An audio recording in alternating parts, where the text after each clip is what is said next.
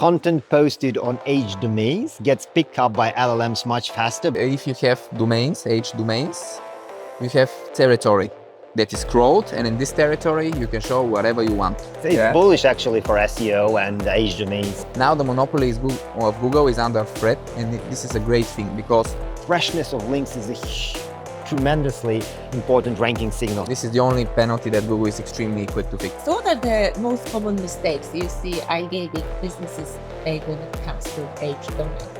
There's one thing worse than having a PBN in history, and this is for the domain to have been redirected before. Reverse engineer the SERPs or innovate and come up with something that nobody else does yet. And we choose the second one. We sent, I think, tens of millions of registration queries per day. SEO is a chunk of the traffic, which is simply worth having, because even if it's small, the conversion rate on organic traffic is much higher than any other traffic because of the intent. The reason people use Parasite, the reason people use exact match domains, the reason people use H domains is because it's fast. It's much faster. Nobody has time to finance an entire 6-month SEO operation to perhaps get some trickle traffic on the second page. Hello, today we're meeting in the beautiful city of Manchester. And I wanted to ask you, do you have any premium domains to sell? At Odys, we are selling 86% of our inventory to over 40,000 verified buyers. And most of it are instant sales. We handle appraisals, brokerage, and everything. So join our marketplace today. So we see a slow comeback, like PBNs are becoming trendy. Do you see any other trends related to H domains picking up right now? There are a lot of them. There are really a lot of them, and they're market dependent. What works in a very specific market won't work in another one. For instance, we've been talking about some Asian search engines like Naver in South Korea or Baidu even in China. And I met Terry Kyle yesterday, and he'll be speaking at a Chinese SEO conference in September. And he was asking us what works in Chinese SEO, basically in Baidu.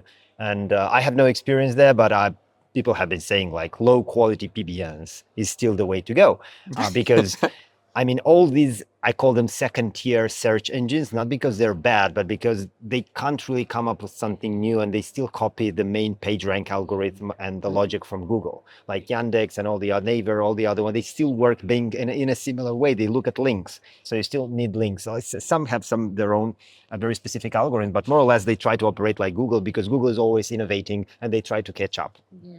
When it comes to SEO trends, it's very market specific. For instance, in some markets, you really need PBN links. So that is the only thing that would work in terms of links. For instance, if you want to go the legal way, because the other way is the really bad stuff, which nobody wants to touch, or at least nobody who at least wants to do things properly. But then in other cases, you have like H domain as a trend, which is the only thing that works. In some markets, there has been, I think some Google engineers have been particularly interested in changing or shifting some ranking signals so that certain pages do not work anymore. And the focus has been on other pages. For instance, everyone has been saying that the root domain, more links to the root domain, the better. We've noticed some other trends where sometimes sites are deployed on some alternative pages and they work. And if you think about it, it makes sense because if you have a casino, Best Online Casino Canada, for instance, page on a newspaper, it's not the homepage that ranks. It's the long URL that ranks. And somehow this is shifting. So it's a good thing to have like perhaps a small R&D department with test things we do, for instance, and see what is most rewarded these days. And just focus on that part. That's the philosophy that we have, whatever works SEO. And there are many trends, but it's really market dependent. So if you'd ask me what works in, for instance, specific market, I could tell you more. We'd look at the SERPs and see. I think in Indonesia at one point there were IPs ranking in the SERPs. Yes. Because they want to circumvent the government ban, which is DNS. So it's basically the relation between the domain pointing to the IP. So they rank the IP and they cannot be banned. But of course, it doesn't mean that you don't need a domain because like there's a shit ton of domains redirected to the IP. So someone can rank. So it's not like We've been monitoring many markets in Southeast Asia just because it's crazy how people go the extra mile just to make things work. And in the relationship between SEOs as like a cultural thing, like a group of people trying to reverse engineer what other engineers at Google are doing. And yeah, there was a time when they will rank a site, and then in order to recover rankings, they 301 redirect the site to the IP. I still see that to some extent. And then they wouldn't be able to kind of loop in another site. Whereas with H domain, you keep on 301 redirecting to other H domain and recover rankings. So it was a last resort thing, but they would use that as well. And I have recently seen a comeback to the IP thing, not as popular as in the days. they're but so creative. Yes, very It's creative. just amazing. So you are both in the domains business. Could you actually tell us what are your respective business models and how are they different? Our model is very simple. It's like a shop. You come and you can buy domains. You see what you buy, and it's basically like GoDaddy auctions and the other auctions, but much better because you don't have to bid and enter into bidding wars and bid for and evaluate 100 domains in order to buy 5 or 10 because everyone else wants them. It's fixed prices, and we do some filtering, so we try to not have like complete trash in the marketplace, but the requirements of the different markets are so different. So for example, US or UK buyer in, let's say, travel or legal or finance or health would want a super clean domain, while an Indonesian buyer for iGaming basically would not care about archive history and stuff like this. It's only about the power. Extracting link juice. So we have all kinds of domains. Of course, if you want clean domains, you ask our sales team for clean domains and they get you clean domains, but we have like everything, 160,000 domains in our marketplace. And it's all about scale, economies of scale, working in all countries, all niches, all price ranges. Basically, if a domain is cheap or can be caught at the drop, we get it, and then we see what sells, and we try to get more of this. The main problem which Kalin solves with SEO domains is making sure that no good domains which have SEO value and are on their path of expiring get wasted. Basically, they don't just expire. So he kind of sees, is there any demand in these domains? And we're going to get them all to make sure that they are properly used by people who have interest in those. And that's a huge problem to solve. So that's why they're successful. That's why they've been in business for so many years. Another problem, and the main difference between Odys Global, for instance, the Odys Marketplace and SEO domains is, I said, Kalin is a shop. Sometimes people go and they might try to, hey, do you want to buy a domain? We've been talking, he buys it once in a while. Another major gap, which we've noticed in the market, specifically with GoDaddy, which was number one for so many years. Back in the days, you could auction your domains at GoDaddy. But there were cases when you would auction your domain and it would sell, and then they will have trouble getting in touch with you to actually fulfill the domain. So when that scaled, they gave up on the model as a whole, to the extent where you tried to sell your inventory and they said no, even like with big players. So they completely gave up on the business model where they sell third-party inventory. Yeah, in auctions, like in Afternic, you can still sell yes, your but domains, you need something that auctions, works fast, because the problem is you can list it in Afternic or Dan or whatever properties they own, but are you ready to wait 5 years for a domain to sell, or 1 year? It doesn't sell that fast and that easy. Like, you still need dynamics and a lot of marketing and traffic. So when we realized that, but we actually started having the sell part. So basically, Odys is a marketplace, where SEO domains is a shop on scale. So right now, around, I think 60 to 70% of our inventory is third-party inventory. And there is a big problem in the market. For instance, someone is impulsively buying 10 domains from Kalin, and they're great domains, but they're only able, because they haven't properly planned their P&L, they're able to launch 3 projects while the other 7 remain. So they have a problem. They can go to Kalin and say, will you buy my domains? He might not, because he's not a marketplace, he's a shop. They can come to us and they list and we check, and it's great domains, and we can buy them if we have any project for the iGaming agency, or we can list them in the marketplace. So we're kind of fulfilling the gap of the ecosystem, where we don't force buyers to just keep renewing them just because they bought them and made the decision. So we give them the chance to monetize their inventory. Even at SEO Estonia today, there are a ton of people that have more inventory than they will ever be able to do something with. In which case, there are 2 choices. Let it expire or sell it. So I think that's why we have so much success with the sale marketplace, basically a two-sided marketplace where you can buy and you can sell. And also this is a type of inventory that you won't even find in the expiration lists nor at GoDaddy, because it can be your domain. Let's say you started an e-commerce brand in Poland. You worked on it for a couple of years and it just didn't take off. It was decent, but it wouldn't like scale the way you thought it would. And then will you just let it expire, drop? He will get it if you let it. Otherwise, but he will get it for like $10, I assume, for the drop catch price. But it can hold a lot of value. And this, you come to us, and we'll evaluate and say your domain is worth, for instance, $2,000, and we'll list it, and we'll just get our brokerage fee when it sells or if it sells. So that gap which we fulfilled kind of balanced the market in a way where our company solved two distinct problems, very good problems to solve, and at the same time it makes sense because I don't see a point where we should compete. We don't focus on scale, we focus more on quality, but quality is market dependent, as Kalin said. Yeah. And for us to try and get 100,000 domains right now doesn't make sense. We'd rather focus on 10 that solve very specific problems. But his shop is something we look into sometimes when we need domains which we can't get in certain countries. And do I have to go 10 years back and invest in the same infrastructure they did? No, most likely I don't want to do that. I'll rather talk to his team and buy a couple of domains to solve my client's problem in that specific market. Yeah. We do a lot of drop catching, and that's very intensive both in capital and in people. Yeah. So we have maybe a 40 people team just to drop catch the domains. Really? So there are people who evaluate, people who do database. There's a 7-person team who only do paperwork to keep all of these accreditations and contracts and deposits going, and also ICANN accreditations, huge bureaucracy.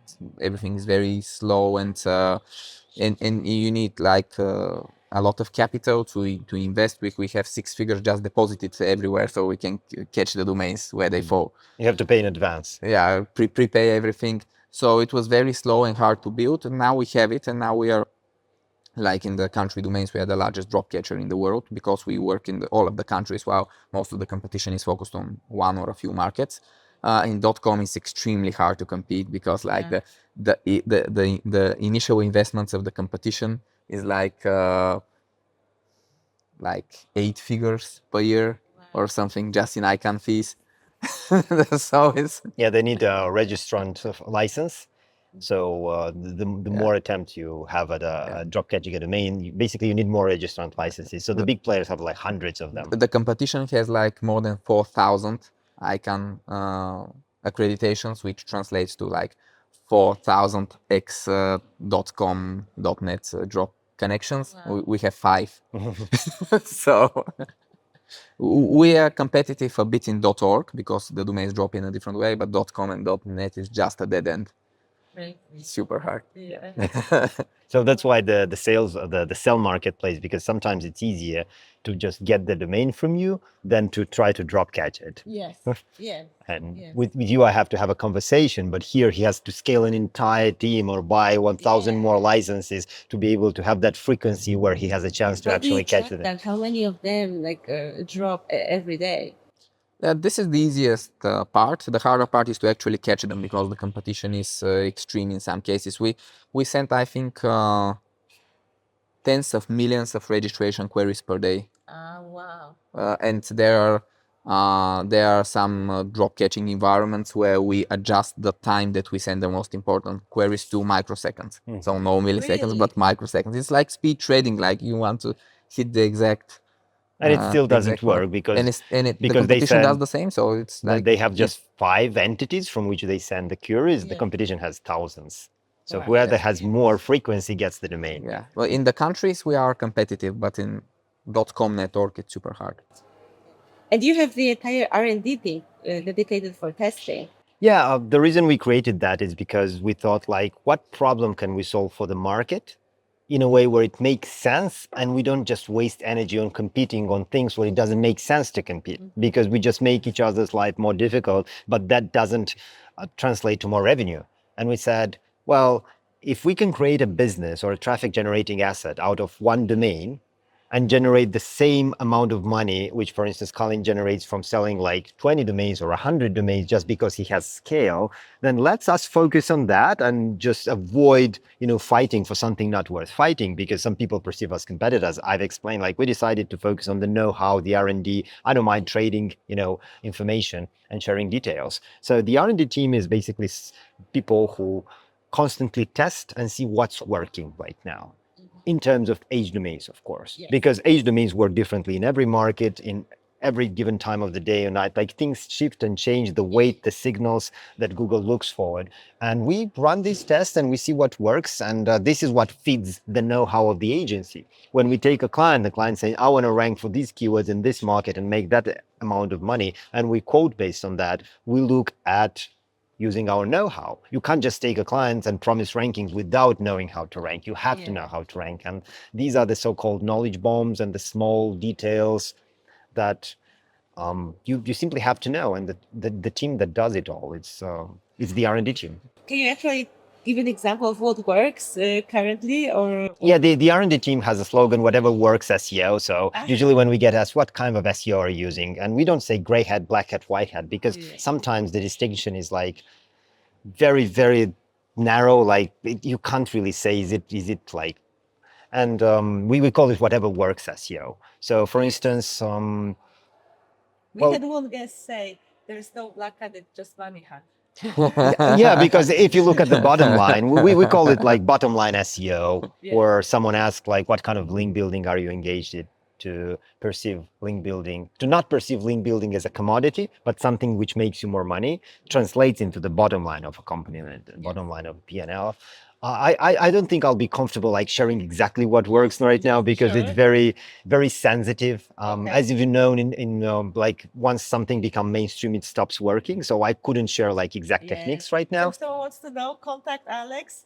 Yeah, contact the agency. We'd love to help. But I mean, like just sharing it out there, because some people focus on services.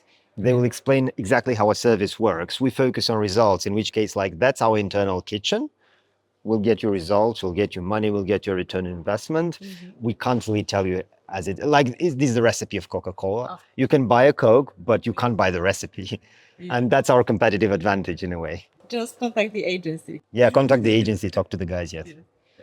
I don't even have the time to see what our buyers are doing. Yeah, because he's in scale, economy of scale. So as long as there is demand, he will fulfill the demand. I mean, when they return, I say, okay, so the previous ones worked. Yeah, so we're still in business. That's how I see it. We're still in business. That it works. Yeah. So actually, can you tell us how iGaming operators and affiliates can use age domains, can integrate age domains into like broader digital marketing strategies and like paid ads to maximize ROI? I think we started with this question where you asked what works in terms of age domain for iGaming operators and affiliates. When you think marketing, you think of traffic channels. SEO is one of the traffic channels. For some operators, it's not the most important ones, because the perception is SEO takes a long time, whereas you've seen with the Thai slots example, it didn't take a long time. Or this is Singaporean e-commerce example, where like in 30 minutes, they were 40 plus domains were redirected and they made an impact. So the overall perception, which is a wrong one, is that SEO takes time. You need 3 to 6 months or 6 to 12 months in more higher competitive niches to get results, where that's not correct. The reason people use Parasite, the reason people use exact match domains, the reason people use age domains is because it's fast. It's much faster. Nobody has time to finance an entire 6-month SEO operation to perhaps get some trickle traffic on the second page. You want to rank fast as quickly as possible. So the way they would integrate, they would look at an integrated marketing campaign. And let's say we start a brand, or we have a brand, what else can we do to get results? SEO is a chunk of the traffic, which is simply worth having, because even if it's small, the conversion rate on organic traffic is much higher than any other traffic because of the intent. Yes. You catch them when they search for something. You don't disrupt the pattern. They're going through their Facebook and you show them play slots now. It's different. They might play, but the conversion rate will be very, very, very low in comparison with the intent. Yeah, but also there are cases where you can have age domains which may have little or zero backlinks, but are very brandable, like online casino.country, and we have some of those. Maybe you also have some of those where The focus is not on the links but on the name, and you may get a like tough backlink profile, big ass domain for the main SEO, but get a second domain just to use in ads. And these domains, they would not be available.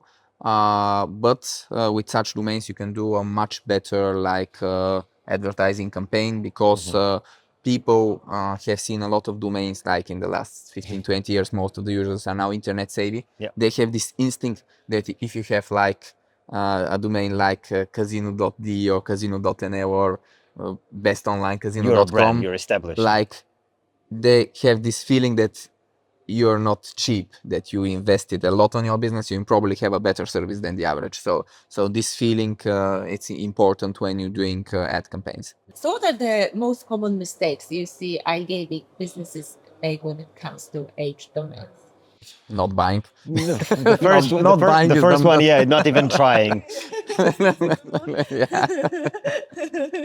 because they assume it doesn't work. But there are two ways to do it. You either check what the competition does and you try to do something similar, or you just use them regardless of the competition does, because they still work in other markets. So you can be creative in some of the markets where the common narrative and perception is they don't work, we don't use them, we use only fresh sites or parasites or whatever.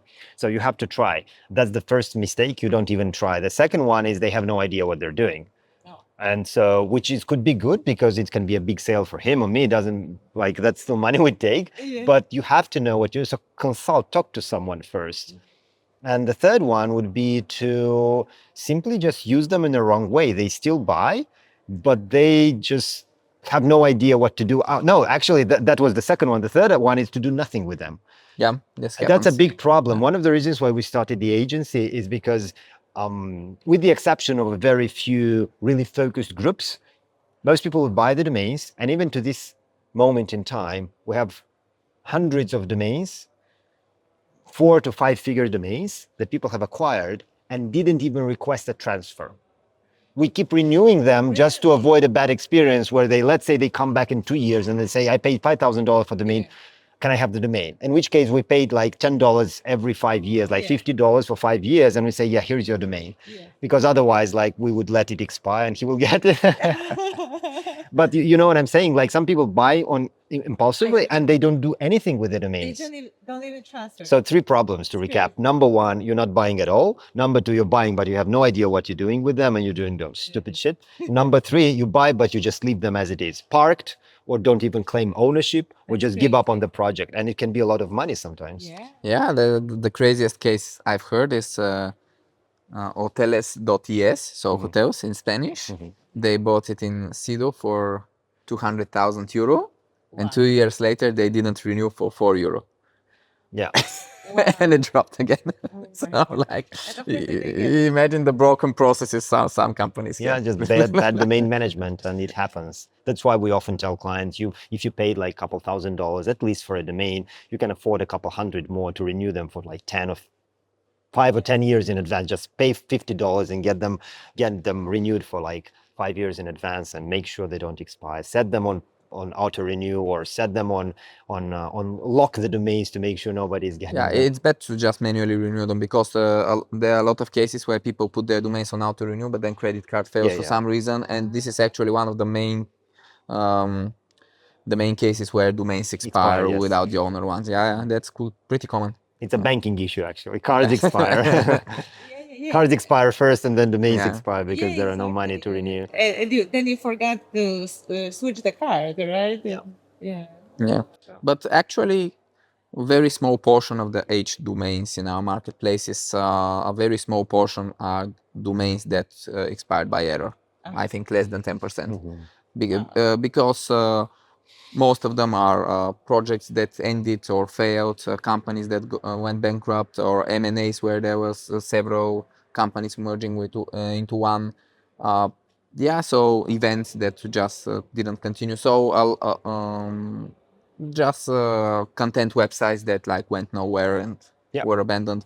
But it's very small amount of cases where someone actively wanted to renew the domain, but they forgot there was something in their life that they were not able to renew. It's probably less than 10%. And also something that I think is much overstated is the risk for trademark problems when it's not for a money site. If it's for a money site, obviously, like, check for the trademark and like don't mess with trademarks. But for 301 and PBNs, in probably 0.1% of cases, you will have And I trademark would add problems. also, Yeah. they are not relevant for short-term projects. If it's a short-term project, then you'll have to give up on the domain on 301 redirect in like a week, a month, or 3 months. Yeah. Don't worry too much about it, because basically you're tapping into the resources, into the link juice of the domain. You don't even need the domain. You don't mind the domain. It's not even a project worth investing into. But I think that era is gone with HCU in 2023, when most common affiliates stopped building like content affiliate websites. So now we're talking iGaming. So iGaming folks, they keep on building them and continue to build. So if you want to build a long-term project, definitely get casino dot whatever .com, for instance. If you want to like do short-term projects, and because this is the only thing that Google accepts and works, then you don't really have to care, because why would you? It's still going to the bin in a couple of months. So, what factors should iGaming businesses look for when they are selecting an H domain? Quantity and quality of backlinks, niche relevancy, country relevancy, I think are the main. I would say whatever works, relevancy or criteria. Look at the SERPs. There are two ways, basically, and this is at the core of our R&D. Reverse engineer the SERPs, or innovate and come up with something that nobody else does yet. And we choose the second one because reverse engineering is costly. You look at the backlink profile of someone and say, well, I need $10,000 in backlinks or $10,000 in domains, which is fine. And sometimes you do need, but sometimes you can do it much cheaper with even much more affordable domains. And you don't even know, you have to test the waters. So at the end of the day, I'd say just look for what works and just do what works at any given moment in time. Sometimes people, like, I wouldn't tell you what works right now because it's sensitive. Yeah. And if you want to start right now, you have to talk to someone who knows what works right now. Otherwise, the main problem is you will start 10 steps, like you will be 10 steps behind. You will do things that worked 3 months ago, and that will be a complete waste of time. It's not working anymore. So you literally have to be on the edge, on the verge of exactly what works, like 0-day lucrative SEO methods in order to get the traffic. There is no other way. Literally, there's no other way. And also about the domain's history, like everyone wants domains with clean history, but keep in mind that there's one thing worse than having like a PBN in history, and this is for the domain to have been redirected before, especially for a long time. Because these redirects, especially if they are confirmed in the search console, they siphon all of the link juice away, and it's not like you're never getting it back, but it's just extremely slow. So you have to wait a year, sometimes a year and a half, after you get your console, like the old redirects breaks, to get the old power back. So especially if you're like in a hurry and you're choosing an old powerful domain, avoid domains that were redirected before. We are not talking like SEO redirects 301s, but just normal redirect when the website Rebranding, changed when rebranding. It doesn't have to be anything gray or black hat to hurt you. Like it can be completely white hat, website changed the name, it was redirected for a while to the new website and then it dropped. This will hurt your start. You'll be like sandbox and the domain will start as a new domain until Google realizes that the redirect is gone, which is super slow for some reason. I don't know why. This has changed over the last 15 years. There were times where the links were coming back immediately. There were times where they were not coming back at all if the domains were confirmed in the console. And now it's like some medium ground where they are coming back, but super slowly. So I recommend checking at least for this in the archive. Otherwise, if the domain was used as like PBN before and it's reasonably cheap and you're gonna use it for a PBN and it's still indexed, of course, so there's no chance of a pure spam penalty, it's fine, because actually the domain being PBN before and not being penalized means that it's tough. Yes. That's what it means. Like Google would not want to penalize this domain. So that's fine. But of course, this is mostly for PBNs, like for 301 or money, especially money site.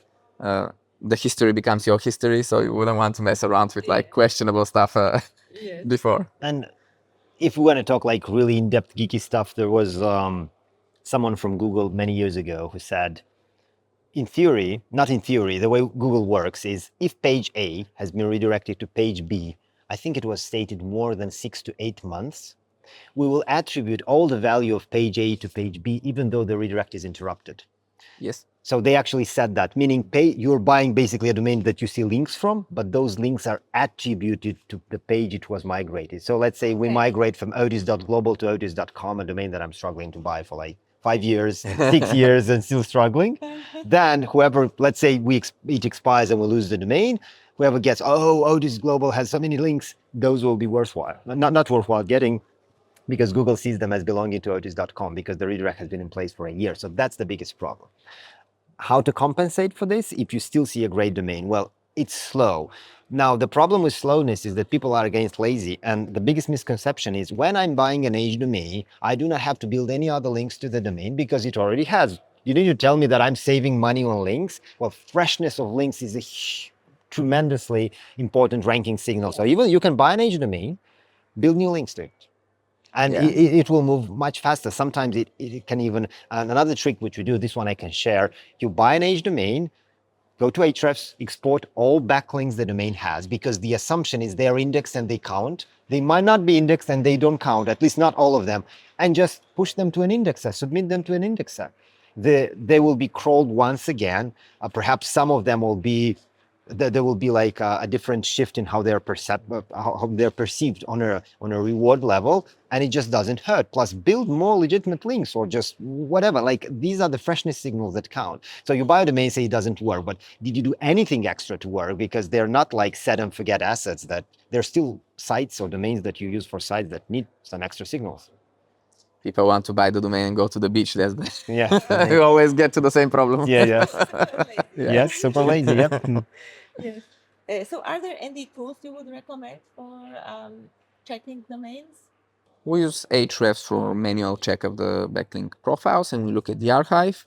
For like bulk filterings of metrics, we use also Moz and Majestic, but like Ahrefs has the bigger picture of the links. Like they're, I think, SEMrush, SERanking are closing the gap, but we're still using Ahrefs because it still sees the most backlinks. Plain old Google. Just go to Google the domain with the TLD, without the TLD, with the dot, without the dot, just the brand, and see, are they showing up? For instance, it's still relevant. If a domain doesn't even rank for the name, there is a big chance something is wrong with it. Sometimes you have to look into it. It's not worth buying. It might have been compromised. It might have been defaced, hacked in the past, might have had malware injected. By the way, malware injection is a common penalty. Sometimes you see a great domain with an abandoned WordPress blog where there was malware injected, and it's a great domain. Let's say someone bought it for a PBN. Yeah. They forgot about the domain. It got malware injected, and now you want to buy it again, or you see it's expiring. I'm getting such a great deal because it's only $10. Yeah, it's a red screen. This domain has been compromised in the past. Those are easy to fix, though. This is the only penalty that Google is extremely quick to fix. So if you see the red screen, you just search console, you say, okay, I fixed it, and in a day it's gone. So this is at least quick to fix. I'm not sure if there's any leftovers of like doubt. Well, yeah, there might be, but generally speaking, just Google the domain name and see what's going on with its history. Yeah. And also open the domain name and see. Yes, what's there now? You may find like thriving adult website. So how actually do you see the role of age domains developing in the next 5 years? What do you see in the future? I think that it's going to be a great period for age domains and like for gray hat in general, because right now people are a bit spooked because of the AI changes, the overviews, the fact that some of the searches are shifting to ChatGPT and other LLMs, and this is scary because it's changed. But actually it's good because first the Google monopoly was like super annoying, like from 2008 when I started SEO till now, two things never changed: the monopoly of Google and the fact that link selling breaks the game. Basically, everything else was changing. These two things never changed.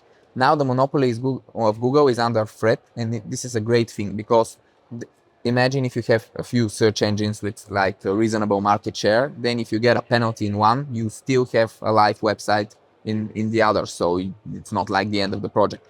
And you'll be able to do more complex SEO, which is good because in SEO, you're not fighting only against the present competition, you're fighting against present and past competition. A really powerful website may not be updated for 5 years, but they're still in the rankings. So anything that changes is always in your favor because you're doing SEO now against the present and the past. So, so it's good that there are changes. It's good that Google's monopoly is under threat, and also the LLMs. Like I'm not such an expert in Google's overview, but so we did some research with how ChatGPT works. It's basically just feeding it with content. It's so stupid. You just give them content in a semantic structure that already Corey and others have found which is the best, and it just gets directly into their database about your entity, and it starts recommending it. It's just piece of cake. It's like doing SEO in 2005. So I see two main elements which could influence in a good way the industry. The first one, that there's more inventory. Back in the days, we had inventory for just .com, .net, and .org. These days, we have .london and all the other new generic top-level domains, which is more inventory overall, more relevancy. And the second one is the fact that, and we've actually discovered it like a couple weeks back, but there has been an article where like content posted on age domains gets picked up by LLMs much faster because they don't look at topic or relevancy or history. They look at trust and power. Yeah. So they look at power, the former link entity. graph. Yeah. So basically, if you have domains, age domains, you have territory that is crawled, and in this territory, you can show whatever you want. I think that even like the most black hat cloaking techniques will work for a while. For example, you'll be able to show the OpenAI bot whatever you want, and there probably won't be a penalty for this from OpenAI for some time. So there will be black hat period, then it's going to be a big gray hat period, because in reality, if you look at the broader picture, there's so much challenges for AI. There's regulation, there's all these lawsuits about the copyright and where they're getting the information. And there's the fact that they're actively losing money. There's the fact that it's all becoming a huge bubble now. NVIDIA is the most valuable company in the world thanks to AI. So all of this is starting to form a bubble of trouble, basically, on all fronts. And their last concern is that some SEO will manipulate ChatGPT for with whatever. age They were like, fuck it, whatever, like with age domains. So there's going to be a very good period for this. So these are really exciting times. It's bullish actually for SEO and age domains, and I think we're seeing a comeback. For instance, the restrictions you mentioned. Imagine authors restricting OpenAI and the AI algorithms to crawl their site, and some others just leaving it open. And the others could be the sites built on age domains, in which case those could get favored. There are so many implications, and good why. It's very good times to live in. Did you see the Cloudflare thing where you'll be able to make money off your websites by asking for the AI bots to pay in order to crawl? Yeah, that's a good one. That's nice. I like it because you can create like farms for content and just put Cloudflare on everything. They pay if you want and maybe earn money, just like or just give them free access just because you own the content there, and they would favor free versus paid.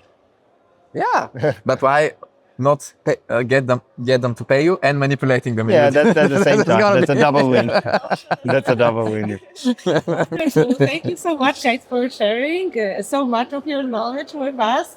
And if anybody wants to learn more, contact and follow Alex, contact and follow Kalin on LinkedIn, follow Odys and SEO domains, follow my account for more episodes like that, and subscribe to our Odys channel. Thank you. See you next time. Thank you, Aneta. Thank you.